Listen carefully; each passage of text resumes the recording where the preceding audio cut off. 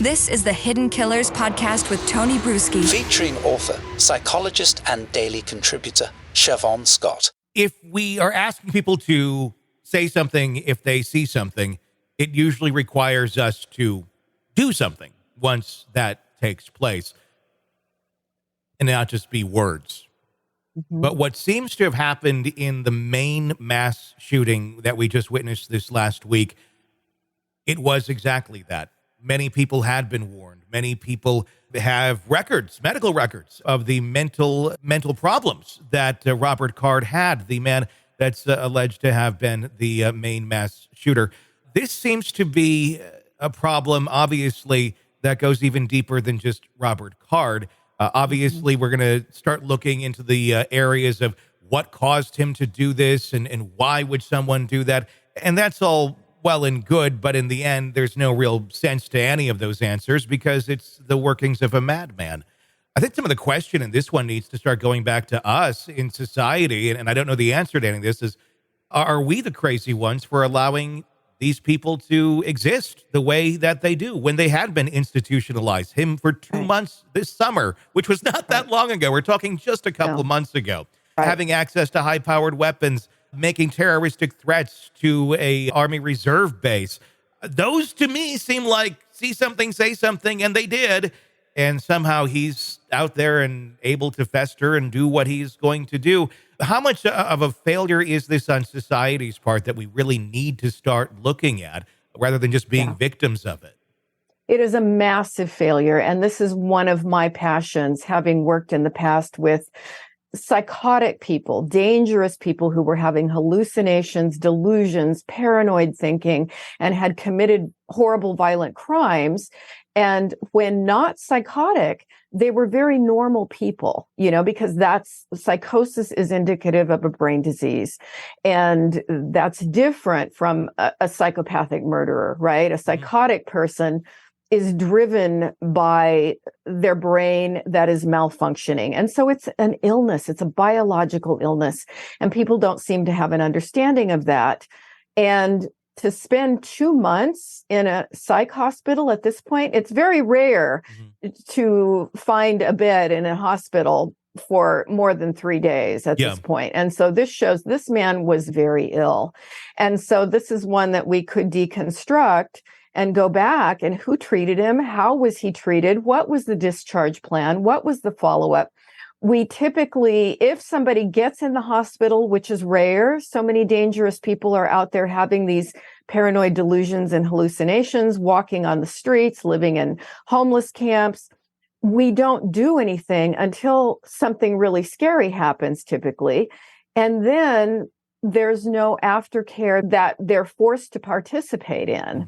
And that's the thing, because people that are mentally ill in this way with a brain disease, they don't realize that they're sick. And so they don't stay on medication. They don't stay in treatment unless they're mandated, unless they're assigned a case manager who follows up, who visits the home. And we need red flag laws, which, some states have passed.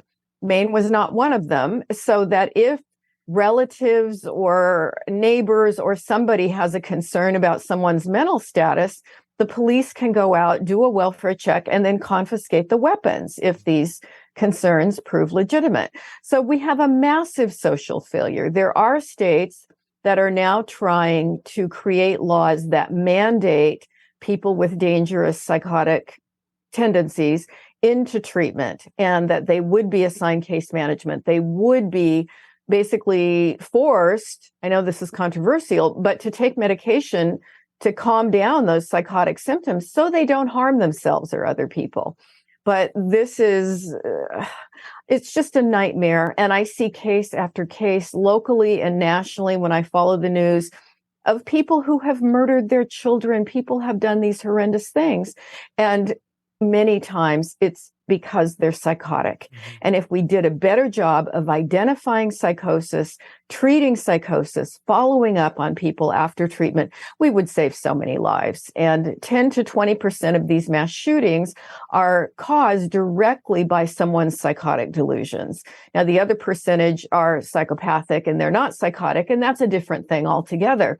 But still, we're talking about saving thousands of people, all kinds of people, if we did a better job of dealing with psychosis. But the general public doesn't understand that hearing voices, having paranoid delusions, that this is a biological disease of the brain and it can be treated.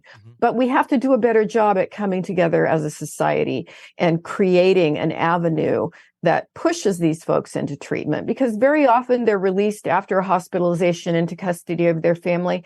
The families don't know how to manage it. They don't understand it. And they may be saying, oh, well, we told him that the voices were just his imagination or the voices were in his head. That's not effective.